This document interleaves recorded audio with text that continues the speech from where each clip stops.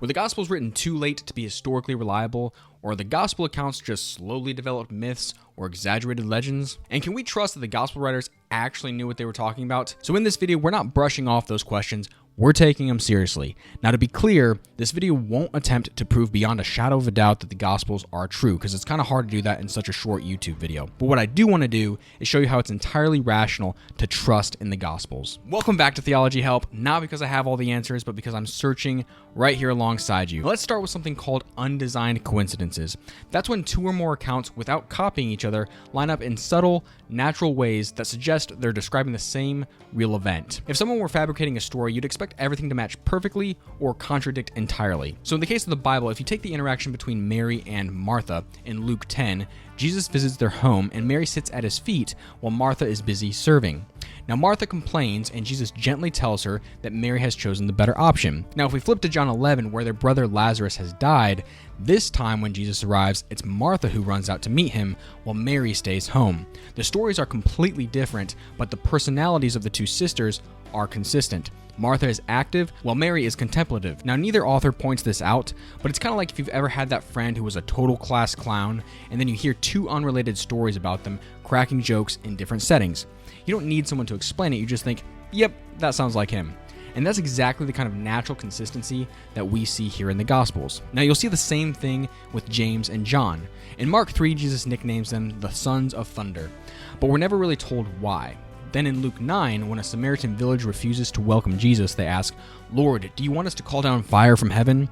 Suddenly, the nickname fits. But again, no one spells this out. It just clicks when you read both accounts. Or take the feeding of the 5,000. In John's Gospel, Jesus turns to Philip and asks, "Where shall we buy bread for these people to eat?" Which might seem oddly specific because Philip isn't one of the more prominent disciples, so why would Jesus single him out? Now in Luke 9, we find the answer. We learn that the miracle happened near Bethsaida. And back in John 1, we're told that Philip was actually from Bethsaida. So when Jesus turns to him with a logistical question, it makes perfect sense that he's asking the local guy, someone who would actually know where to find food nearby. Now, neither gospel explains that connection, it's just something that kind of clicks together when you read both accounts together. The detail feels incidental, not staged, and that's exactly what makes it so compelling. These connections are not rehearsed or polished, they're subtle, messy, and human, just like real memories. Now again, when stories are made up, they tend to either match too perfectly, like the authors are coordinating every detail together, or they contradict in obvious ways. But the Gospels don't do that. They overlap in quiet, unforced ways, and that's what makes them feel so authentic. Okay, so for number 2, let's talk about sources outside the Bible. Now these are especially powerful because they come from people with no reason to promote Christianity. In fact, many were openly opposed to it. First, let's take Tacitus, one of Rome's most respected historians, and he wrote that Jesus, whom he called Christus, was executed under Pontius Pilate during the reign of Tiberius. Now that gives us a fixed historical window between AD 26 and 36. Tacitus clearly dislikes Christianity, but even so, he confirms Jesus lived, was crucified, and that this new movement spread very quickly. Next, we have Pliny the Younger, a Roman governor writing around AD 110. He describes interrogating Christians, executing some, and asking the emperor what to do about the growing problem.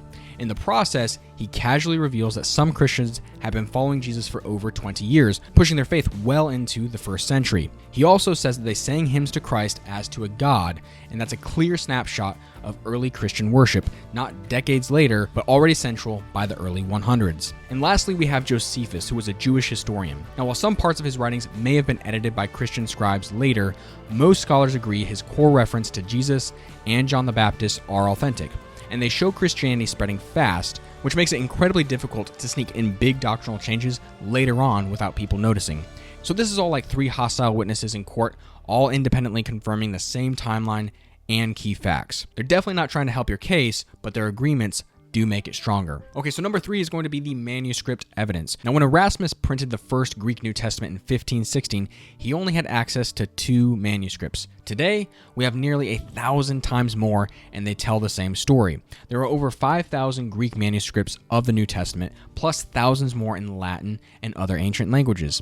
Some date to just within a few generations of the originals. Now, by comparison, ancient works like Caesar's Gallic Wars and Plato's Dialogues have far fewer surviving copies, and those are often separated from the originals by several centuries. Yet, they're still considered historically reliable. The New Testament is in a league of its own, and it's not just religious texts that it surpasses. Even major political figures of the era like Tiberius Caesar, the Roman emperor during Jesus' lifetime, don't have this level of documentation. His best-known biographies, like those written by Tacitus and Suetonius, were written decades after the Gospels with far fewer manuscript copies preserved. So think about that. The central figure of Christianity is better attested both in quantity and proximity of manuscripts than the emperor of Rome himself. Now, because of this, even most secular historians and skeptics agree on the basics, that Jesus of Nazareth was a real person, that he lived in first century Judea, was crucified under Pontius Pilate, and that his tomb was found empty shortly after. The disagreement isn't over whether the story was rooted in history, it's over how to interpret the supernatural claims. The truth is, if the Gospels didn't include miracles or resurrection, many scholars would likely call them the most reliable historical accounts from the ancient world. And this matters because it shows the Gospels haven't been lost in transmission. What we have today is essentially what the early church had in the beginning. Alright, so number 4 is that the Gospels could not have developed slowly over time like some sort of myth. That theory just doesn't hold up. Our earliest Gospel manuscripts keep getting closer to the original events. Archaeology is shrinking, not expanding the time gap. And Christianity wasn't a slow local movement, it exploded across the Roman world. By the end of the first century, the gospel accounts were already being copied and circulated, sometimes individually and sometimes as a fourfold set. Now this is important because if someone had tried to drastically change the story, they would have had to update all the copies everywhere at the same time, and that's just not likely. It's like trying to rewrite a viral tweet after it's been screenshotted, reposted, and translated into 10 other languages. It's logistically impossible. Plus, most of the transmission wasn't casual. It was done by professional scribes whose job it was to copy texts faithfully, not to edit or embellish them. So the idea that the Gospels are the result of decades of legend building just doesn't match how the information was actually preserved. And before anything was written down, Jesus taught in a way that people could remember. He didn't lecture like a philosopher, he used stories, short sayings, repetition, and poetic structure. His parables are what I would call sticky. So in a culture where oral memory was everything, that kind of teaching wasn't just helpful, it was strategic. It meant his words could be memorized, passed along accurately, and preserved long before pen ever touched paper. Alright, so number 5 is the gospel writers really knew their stuff. They reference real places, cities, towns, and even tiny villages. They get directions right, like going down from Jerusalem to Jericho, which matches the geography. Now, if you compare that to later apocryphal gospels, like the infancy gospel of Thomas, where Jesus supposedly leaps across rooftops in Nazareth, that sounds impressive until you realize that first century Nazareth didn't have those kind of rooftops. That's like writing about 1800s Kentucky and mentioning skyscrapers. You know the author just wasn't there. Even more striking is how the Gospels handle the names. They include what are called disambiguators, which are extra identifiers like Simon Peter or Mary Magdalene to distinguish people who shared common names. And just like today, name trends back then shifted by the decade. What was common in one generation changed in the next. That level of realism is really hard to fake. It shows that the authors either lived in that time and place or were drawing from people who did. And they weren't just writing moral lessons or inspirational stories. The Gospels follow the structure of Greco-Roman biography, a genre focused on preserving the life, actions, and teaching of real historical figures. That's important because it means the authors saw themselves as documenting what Jesus actually did and said. They weren't crafting myths, they were recording a memory. Now I want to point out again that any one of these reasons might be dismissed if taken alone, but together, the undesigned coincidences, the confirmation from hostile sources, the overwhelming manuscript support, the impossibility of myth building, and the insider level knowledge. That's not blind faith, that's a cumulative case built on logic, evidence, and history. So, can we trust the Gospels?